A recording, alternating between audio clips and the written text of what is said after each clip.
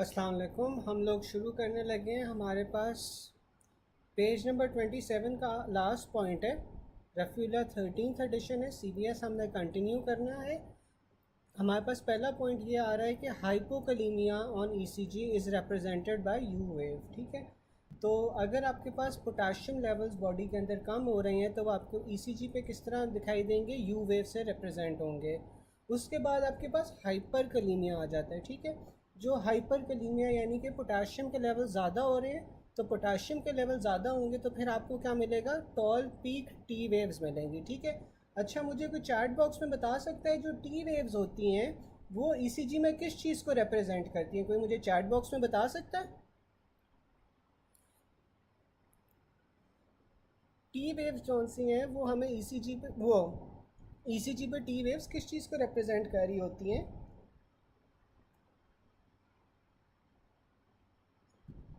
फिर हमारे पास आ जाता है PR interval prolongation and disappearance of P wave and finally. तो अगर आपके पास PR इंटरवल ये पॉइंट स्टेटमेंट जो से इनकम्प्लीट है, आगे चलते हैं। Degeneration of QRS complex to a sine wave pattern and ventricular asystole या एट्रियल फिब्रिलेशन। ठीक है, फिर आपके पास जो हाइपरकलीमिया है ना, हाइपरकलीमिया में आपको क्या क्या मिल रहा है? हाइपरकलीमिया में आपको पीक टी वेव्स मिल रही हैं, टॉल टी वेव्स, साथ में आपको PR इंटरवल की प्रोलॉन्गेशन मिल रही है, साथ में डिसअपेरेंस ऑफ P वेव्स मिल रही हैं, और बाद में आपके पास क्या होता है? Degeneration of QRS complex होता है to a sine wave pattern and ventricular asystole या फिर फिब्रिलेशन। ठीक है, तो ये आपको सारी चीज़ें मिलती हैं हाइपरकलीमिया में। हाइपरकलीमिया में क्या क्या मिल रहा है मैं फिर से रिपीट कर देता हूँ। आपको टॉल पीक टी वेव्स मिल रही हैं, साथ में PR इंटरवल जौन सा है वो प्रोलॉन्ग हो रहा है, साथ में P वेव जौन सी है वो डिसअपेयर हो रही हैं, साथ में आपको degeneration of QRS complex मिल रहा है to a sine wave pattern, और साथ में आपको वेंट्रिकुलर एसिस्टली मिलती है। फिर हमारे पास हाइपोकलीमिया आ जाता है। हाइपोकलीमिया में हमें इन्वर्टेड टी वेव्स मिलेंगी, साथ में आपको डिप्रेस्ड ST सेगमेंट मिलेगा और प्रोमिनेंट यू वेव्स मिलेंगी। ठीक है, तो हाइपोकलीमिया में आपको इन्वर्टेड टी वेव्स मिल रही हैं, साथ में आपको ST सेगमेंट जौन सा है वो डिप्रेस हुआ हुआ नज़र आएगा, और साथ में प्रोमिनेंट यू वेव्स आएंगी। फिर हमारे पास हाइपोकैल्सीमिया आ जाता है। हाइपोकैल्सीमिया में आपको QT इंटरवल जौन से वो प्रोलॉन्ग्ड मिलेगा, जबकि हाइपरकैल्सीमिया में आपको शॉर्ट QT इंटरवल मिलेगा। अच्छा मुझे कोई चैट बॉक्स में बता सकता है कि जो QT इंटरवल होता है वो किस चीज़ को ECG पे रिप्रेजेंट करता है? QT इंटरवल आपके पास किस चीज़ को रिप्रेजेंट करता है? कोई चैट बॉक्स में बता सकता है?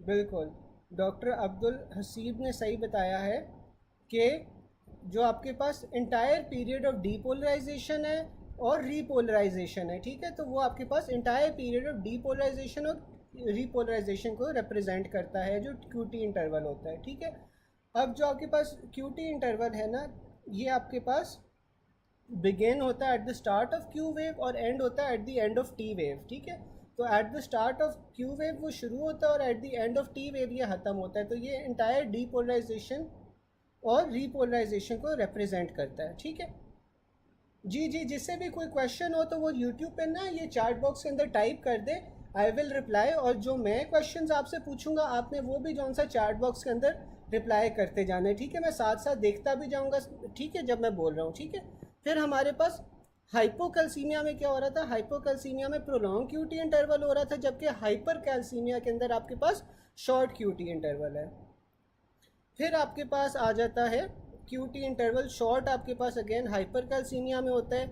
जो प्रोलॉन्ग QT इंटरवल है वो आपको हाइपोग्लाइसीमिया में भी मिलेगा। ठीक है, और इसका निमोनिक है ABCDE, ठीक है, जिसमें आपके पास प्रोलॉन्ग क्यूटी इंटरवल आ रहा है। तो इसमें आपके पास एंटी एरिथमिक्स है क्लास 1A और क्लास 3, साथ में एंटीबायोटिक्स है जिसमें आपके पास मैक्रोलाइड्स आ जाते हैं। मैक्रोलाइड्स की मुझे कोई एग्जांपल दे सकता है चैट बॉक्स में कि कौन सी एंटीबायोटिक्स होती हैं जो मैक्रोलाइड्स होती हैं। फिर आपके पास एंटीसाइकोटिक्स आ जाती हैं, एंटी डिप्रेसेंट्स आ जाती हैं जैसे TCAs, और साथ में एंटी एमेटिक्स आ जाती हैं। ये सारी की सारी आपके पास क्यूटी इंटरवल को प्रोलॉन्ग कर रही होती हैं, यानी कि हार्ट को ज़्यादा टाइम लगता है तो डीपोलराइज एंड रीपोलराइज। जबकि आपके पास शॉर्ट क्यूटी इंटरवल किससे होता था? शॉर्ट क्यूटी इंटरवल आपके पास हाइपर कैल्सीमिया से होता था। और हाइपोकैल्सीमिया से भी आपके पास क्या हो रहा है? हाइपोकैल्सीमिया से भी आपके पास प्रोलॉन्ग्ड क्यूटी इंटरवल हो रहा है। ठीक है, यहाँ तक किसी को कोई बात ना समझ आई हो, ये सारा कुछ रिपीट कर दूँ तो आप मुझे बता दो। फिर हमारे पास हाइपोकैलीमिया और hypocalcaemia will not be corrected without magnesium correction. ठीक है, तो हमने पढ़ा था कि प्रोलॉन्ग क्यूटी इंटरवल आपके पास कौन सी चीज़ें करवा रही होती हैं। ठीक है, फिर हमने हमारे पास शॉर्ट क्यूटी इंटरवल कौन सी चीज़ें करवा रही होती हैं, और बिल्कुल एजिथ्रोमाइसिन क्लेरिथ्रोमाइसिन, बिल्कुल सही कह रहे हैं। फिर आपके पास हाइपोकैलीमिया और हाइपोकैल्सीमिया तब तक आपके पास करेक्ट नहीं हो सकते जब तक आप पहले मैग्नीशियम लेवल्स को करेक्ट नहीं करोगे। ठीक है, यहाँ तक किसी को कोई क्वेश्चन हो, कोई चीज़ ना समझ आई हो? यहाँ तक एनी क्वेश्चंस?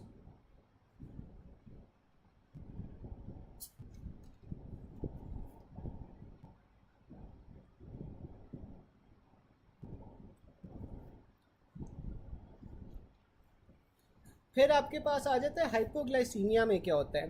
तो हमने ऊपर पढ़ा था हाइपोग्लाइसीमिया के अंदर आपके पास प्रोलॉन्ग क्यूटी इंटरवल होता है। क्यूटी इंटरवल जो सा है वो इंक्रीज हो जाता है।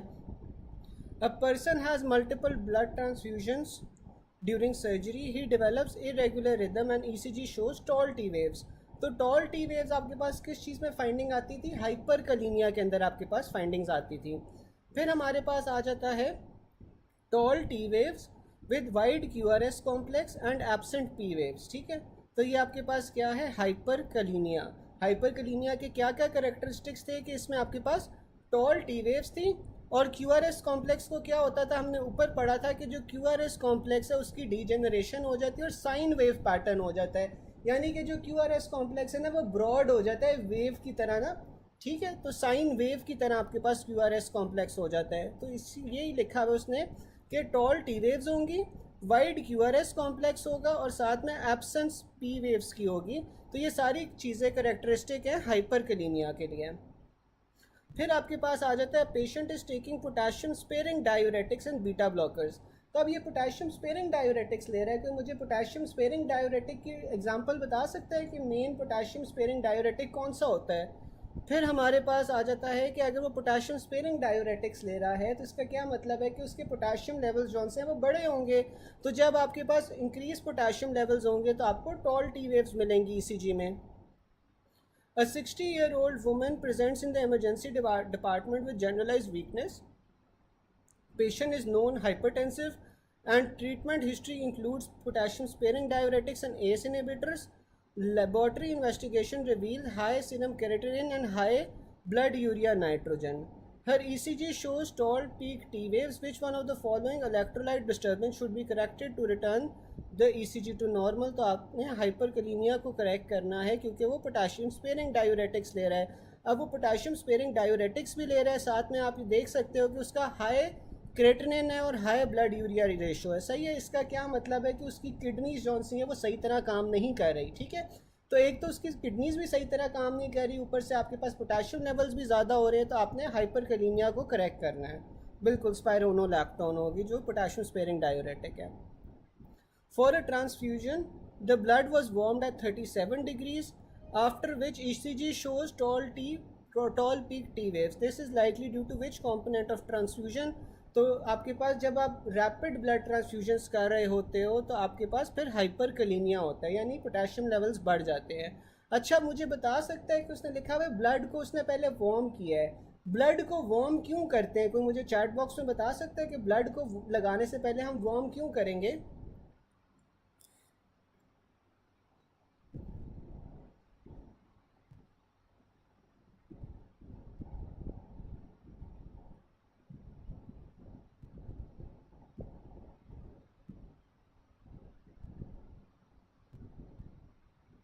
बिल्कुल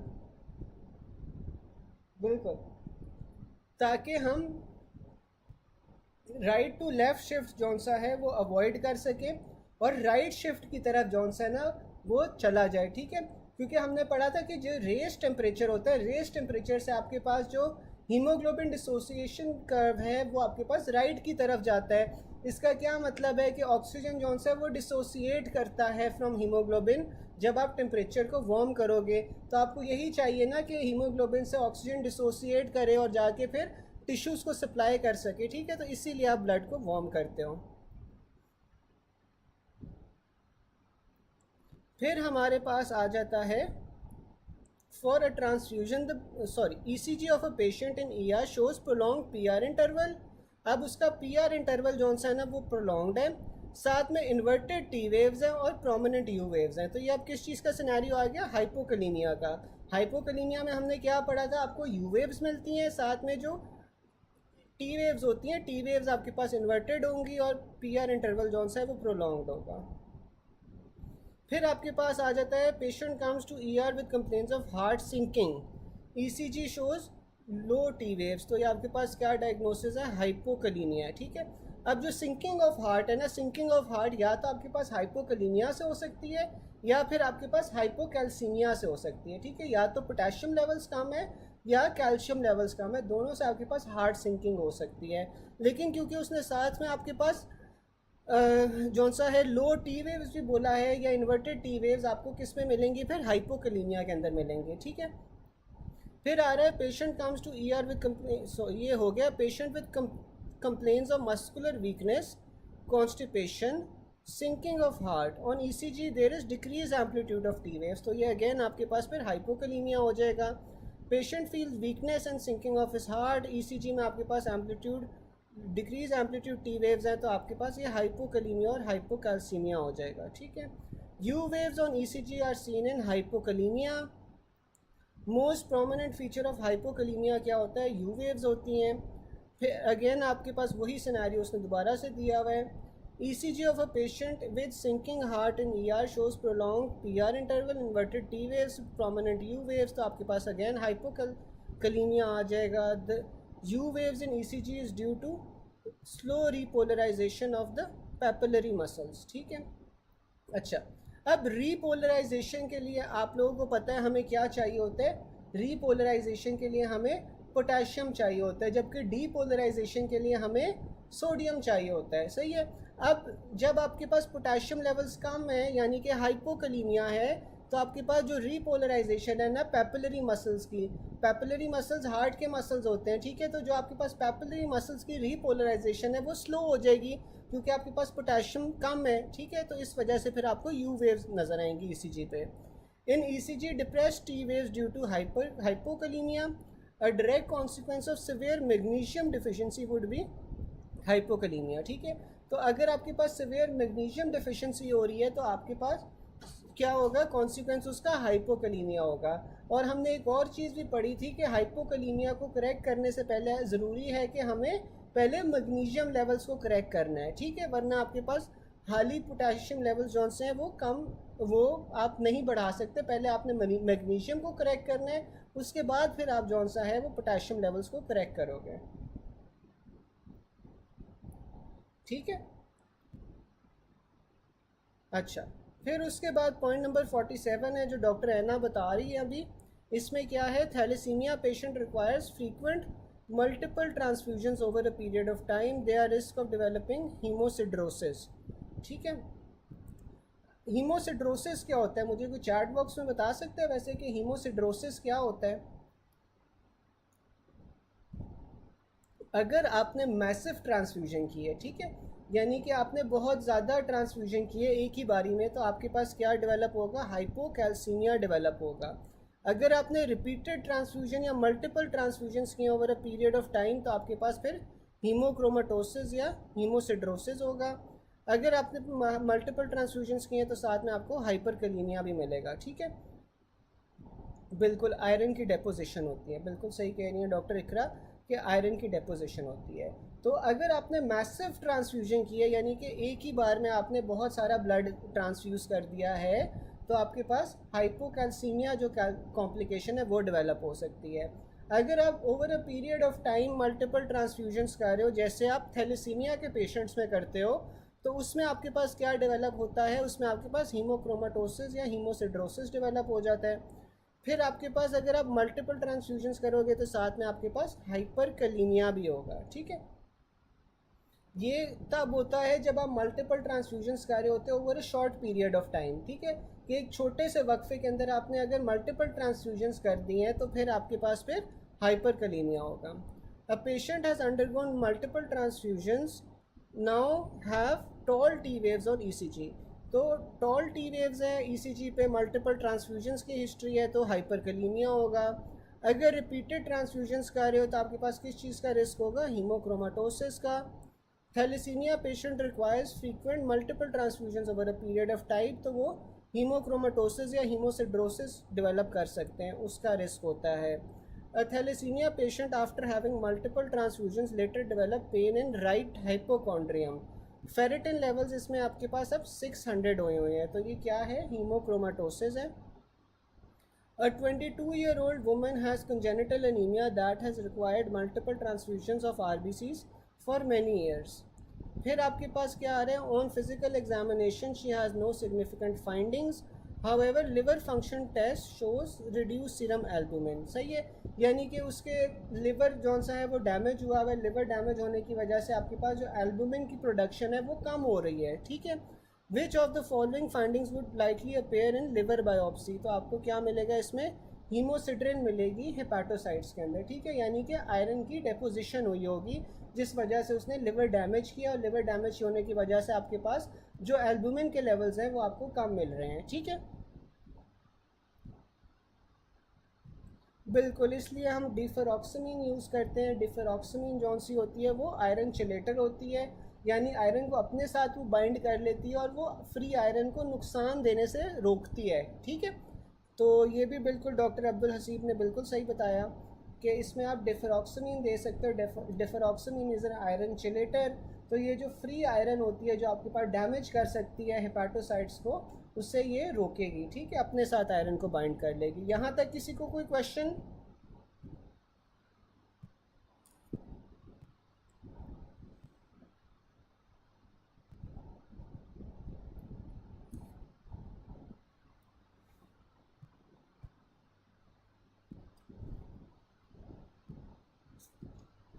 यहाँ तक कोई क्वेश्चन?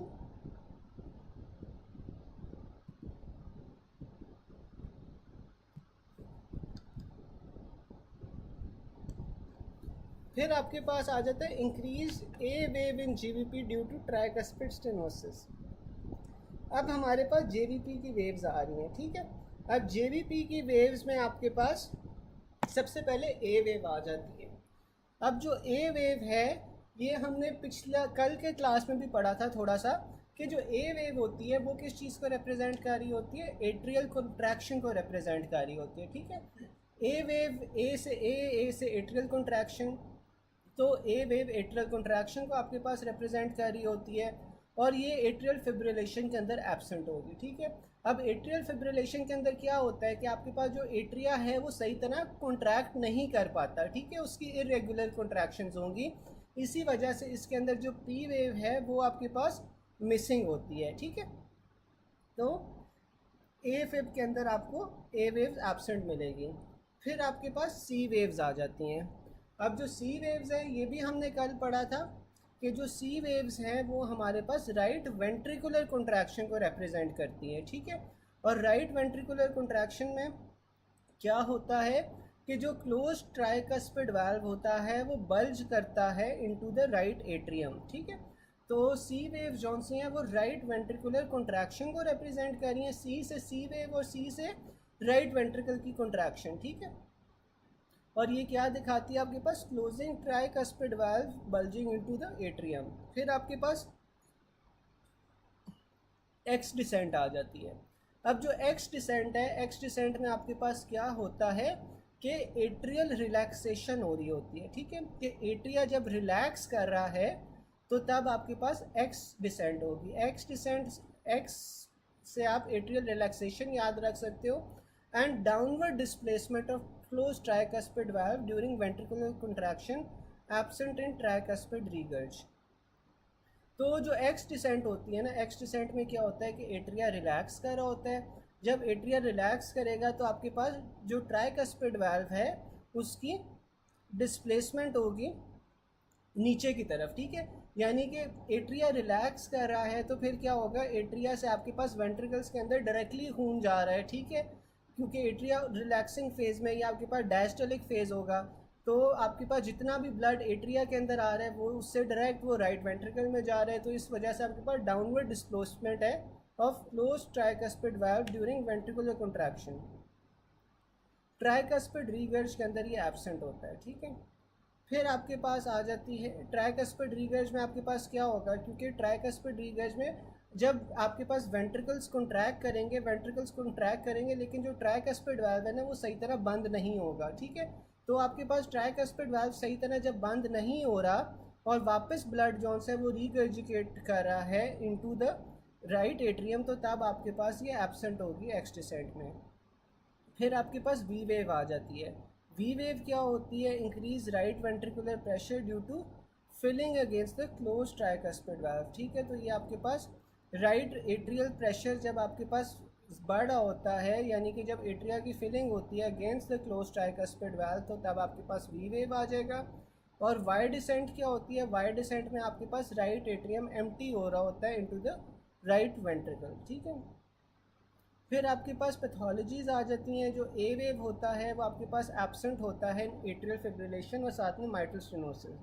तो ऊपर हमने ये तो पढ़ा था कि जो ए वेव होती है वो एट्रियल कंट्रैक्शन को रिप्रेजेंट कर रही होती है, साथ में वो एट्रियल फिब्रिलेशन के अंदर एब्सेंट होती है, और साथ में दूसरा कौन सा सिनेरियो है, माइट्रल स्टेनोसिस। माइट्रल स्टेनोसिस के अंदर भी आपके पास ये एब्सेंट होगी। फिर हमारे पास ट्राइकस्पिड स्टेनोसिस आ रहा है। अब जो ट्राइकस्पिड स्टेनोसिस है उसमें आपके पास क्या होता है कि ट्राइकस्पिड वाल्व जो है वो स्टेनोज हुआ है तो आपके जो एट्रिया है उससे ज़्यादा फोर्सफुली कॉन्ट्रैक्ट करना पड़ेगा ना, to push the blood out from the atria into the ventricles, उसे ज़्यादा ज़ोर से कॉन्ट्रैक्ट करना पड़ेगा। तो इस वजह से आपके पास ट्राइकस्पिड स्टेनोसिस के अंदर जायंट ए वेव्स मिलती हैं। फिर आपके पास जायंट वी वेव्स आ जाती हैं। अब जो जायंट वी वेव्स हैं वो आपके पास ट्राइकस्पिड रीगर्जिटेशन में होती हैं, ठीक है। ट्राइकस्पिड रीगर्जिटेशन के अंदर आपको जायंट वी वेव्स मिलेंगे। वी वेव्स आपके पास कब मिल रही थी, जब आपके पास राइट एट्रियल प्रेशर बढ़ रहा था ड्यू टू एट्रियल फिलिंग। फिर आपके पास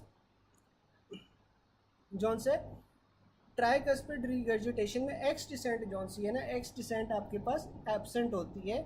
और एक्स डिसेंट आपके पास कब होती है, जब एट्रिया रिलैक्स कर रहा होता है, ठीक है। फिर आपके पास वाई डिसेंट आ जाती है। जो वाई डिसेंट होती है वो आपके पास कंस्ट्रिक्टिव पेरिकार्डाइटिस में प्रोमिनेंट होती है, जबकि कार्डियक टेम्पोनार्ड के अंदर ये एब्सेंट होगी। और वाई डिसेंट आपके पास किस चीज़ को रिप्रेजेंट कर रही थी, राइट एट्रियम की emptying into the right ventricle, ठीक है। तो इसमें आपके पास जो कंस्ट्रिक्टिव पेरिकार्डाइटिस होता है उसके अंदर क्या हो रहा है कि हार्ट की कंस्ट्रिक्शन हो रही है। जब कंस्ट्रिक्शन होगी तो तब आपके पास जो राइट एट्रियम है वो ज़्यादा एम्प्टी करेगा इनटू द राइट वेंट्रिकल, इसलिए आपको वाई डिसेंट प्रोमिनेंट नज़र आएगा, जबकि कार्डियक टेम्पोनार्ड के अंदर ये एब्सेंट होगी। यहाँ तक किसी को कोई कन्फ्यूजन हो, कोई चीज़ ना समझ आई हो?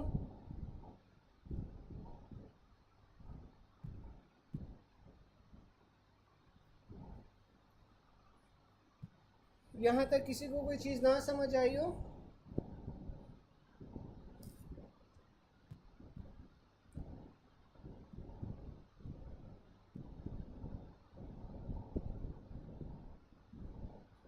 अच्छा, वैसे छोटा सा आपको थोड़ी सी चीज़ बता देता हूँ कि जो जेवीपी होती है ना, जेवीपी बेसिकली आपके पास प्रेशर मेजर कर रही होती है जगुलर वेन के अंदर, ठीक है। आपके पास जो जगुलर वेन के अंदर प्रेशर होता है वो आपके पास मेजर हो रहा होता है फ्रॉम जेवीपी।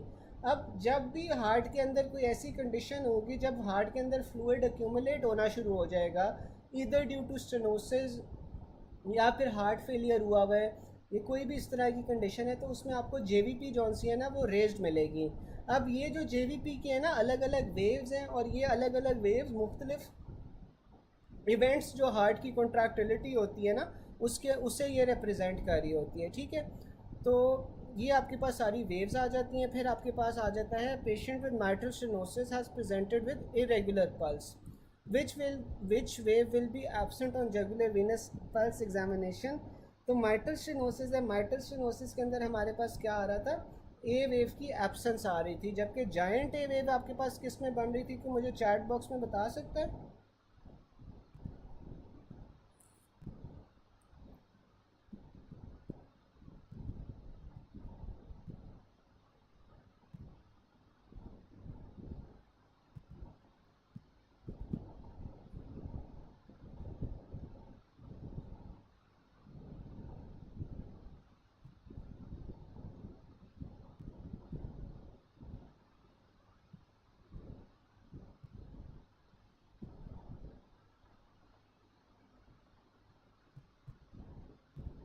अच्छा डॉक्टर साहब आप पूछ रही हैं कि माइटल स्टेनोसिस के अंदर आपके पास एब्सेंट ए वेव क्यों मिलती है।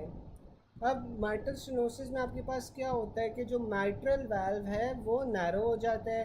अगर माइट्रल वाल्व आपके पास नैरो हो जाएगा तो ये क्या करता है, ब्लड फ्लो को ऑब्स्ट्रक्ट करता है from the left atrium to the left ventricle during diastole. ठीक है, तो डायस्टोली के अंदर आपके पास जो लेफ्ट एट्रियम से लेफ्ट वेंट्रिकल के अंदर ब्लड जाना है वो आपके पास ऑब्स्ट्रक्ट हो रहा है। तो जब आपके पास ब्लड नहीं जाएगा लेफ़्ट वेंट्रिकल के अंदर तो आपके पास जो लेफ़्ट एट्रियल प्रेशर है वो राइज़ कर जाएगा। लेफ़्ट एट्रियल प्रेशर राइज़ कर जाएगा तो उससे फिर ज़्यादा काम करना पड़ेगा to push the valve, push blood through the narrow valve. ठीक है, तो जब आपके पास देखो लेफ़्ट एट्रियम के अंदर ब्लड ज़्यादा हो गया है और जो वाल्व है दरमियान में एट्रिया और वेंट्रिकल के वो स्टेनोज हो गया है तो लेफ़्ट एट्रियम को ज़्यादा काम करना पड़ा है। अब जो आपके पास ए वेव है, ए वेव आपके पास क्या रिप्रेजेंट कर रही है नॉर्मल हार्ट के अंदर, ये आपके पास ए वेव जो से रिप्रेजेंट करती है increase in atrial pressure during atrial contraction. ठीक है, right before the mitral valve closes. ठीक है, तो इस वजह से आपके पास जो जेवीपी होती है, जो ए वेव होती है वो राइट एट्रियल कॉन्ट्रैक्शन को रिप्रेजेंट कर रही होती है, लेकिन लेफ्ट वेंट्रिकल से जो सा है वो ऑपोजिट होती है। ठीक है, तो जैसे जैसे आपका लेफ़्ट एट्रियम को ज़्यादा काम करना पड़ा है तो लेफ़्ट एट्रियम का डिसफंक्शन हो जाता है। ठीक है, और लेफ़्ट एट्रियम के डिसफंक्शन से ओवर टाइम क्या होता है कि जो लेफ़्ट एट्रियम है वो डायलेट हो जाता है और लेस इफेक्टिव हो जाता है। ठीक है, तो इस वजह से आपके पास फिर डिमिनिश्ड एट्रियल कॉन्ट्रैक्शन होती है। ठीक है, और जब डिमिनिश एट्रियल कॉन्ट्रैक्शन होगी लेफ़्ट एट्रियम की तो आपके पास फिर ब्लड कहाँ पे जाएगा, आपके पास राइट वेंट्रिकल में जमा होना शुरू हो जाएगा, राइट वेंट्रिकल से फिर राइट एट्रिया के अंदर जमा होना शुरू हो जाएगा, फिर राइट एट्रिया को ज़्यादा काम करना पड़ेगा। तो इस वजह से आपके पास इसमें जो सी है वो मसला होता है।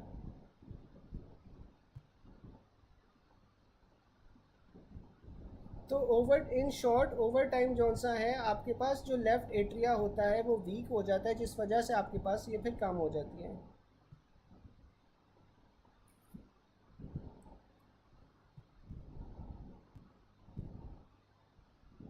जी बिल्कुल, ट्राइकस्पिड वाल्व को राइट एट्रियोवेंट्रिकुलर वाल्व भी कह सकते हैं। बिल्कुल सही कह रहे हैं डॉक्टर हसीब आप, राइट ट्राइकस्पिड वाल्व को एट्रियोवेंट्रिकुलर वाल्व भी कह सकते हैं। मैं डॉक्टर इकरा फिर आपको रिपीट कर देता हूँ कि जो आपके पास माइट्रल स्टेनोसिस होती है ना, माइट्रल स्टेनोसिस में आपके पास इन शॉर्ट क्या हो रहा होता है कि आपके पास जो लेफ़्ट एट्रियम है, लेफ़्ट एट्रियम को शुरू में इनिशियली ज़्यादा काम करना पड़ रहा है और ओवर टाइम आपके पास जो लेफ़्ट एट्रियम होता है वो वीक होना शुरू हो जाता है और उसके वीक होने की वजह से आपको फिर यहाँ पे डिमिनिश्ड या एब्सेंट ए वेव मिलती है फिर। ठीक है, यहाँ तक सबको समझ आ गया, किसी को कोई मसला तो नहीं है।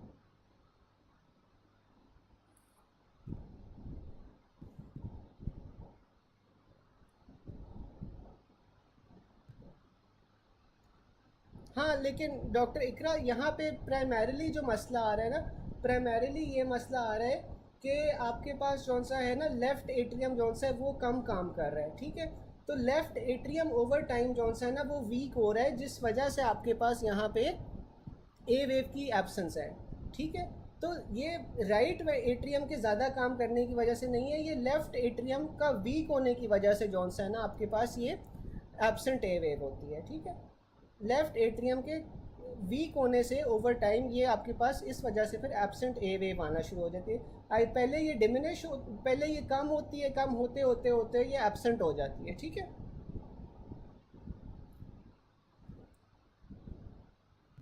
फिर आपके पास आ जाता है कि अगर आपके पास लेफ़्ट एक्सिस डिविएशन हो रही है ईसीजी में, तो आपके पास कहाँ पे मसला है, राइट वेंट्रिकुलर टिश्यू का डैमेज है, ठीक है।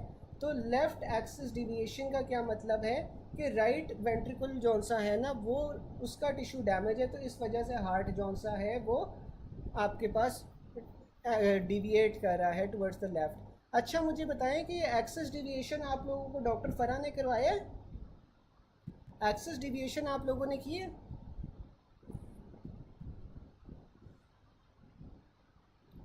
फिर आपके पास आ जाता है absent P waves on ECG occurs in nodal rhythm.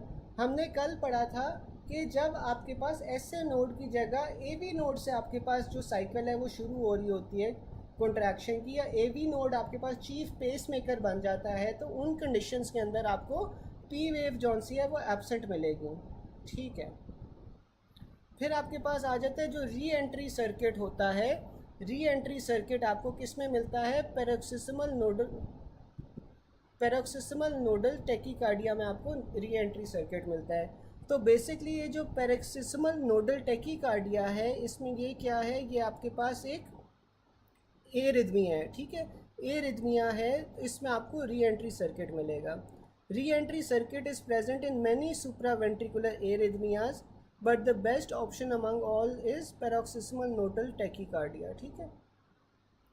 अच्छा फिर हम एमआई की तरफ आ जाते हैं। A patient complains of chest pain for more than 30 minutes, ECG के अंदर उसे V1 से V4 में चेंजेस नज़र आ रही हैं, it denotes interior wall MI.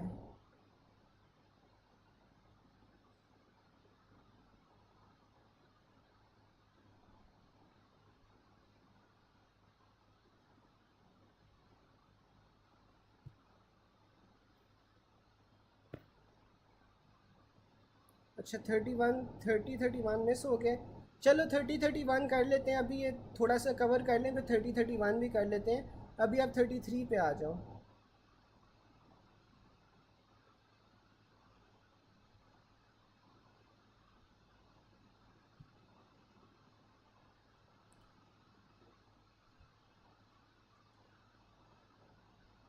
नहीं नहीं डॉक्टर मोहम्मद इस तरह नहीं है, आप सही कह रहे हो कि जो जेवीपी है, जेवीपी आपके पास प्राइमरीली जौन सा है वो राइट साइड ऑफ हार्ट को ही रिप्रेजेंट करती है, आप सही कह रहे हो। लेकिन ये देखो कि अगर आपके पास कुछ लेफ़्ट साइड पे भी मसला होगा हार्ट के, तो उससे आपके पास राइट साइड भी तो इफ़ेक्ट होगी ना। ऐसा तो नहीं है, जो हार्ट है वो आपस में इंटरकनेक्टेड है ना। ऐसा तो नहीं है कि अगर आपके पास लेफ़्ट साइड में कोई मसला हो रहा है तो राइट साइड सही रहेगी। तो अगर आपके पास लेफ़्ट साइड पे कोई मसला हो रहा है तो फिर राइट साइड कॉम्पनसेट करेगी, या कुछ ना कुछ तो राइट साइड पे भी होगा ना, जब आपके पास लेफ़्ट हार्ट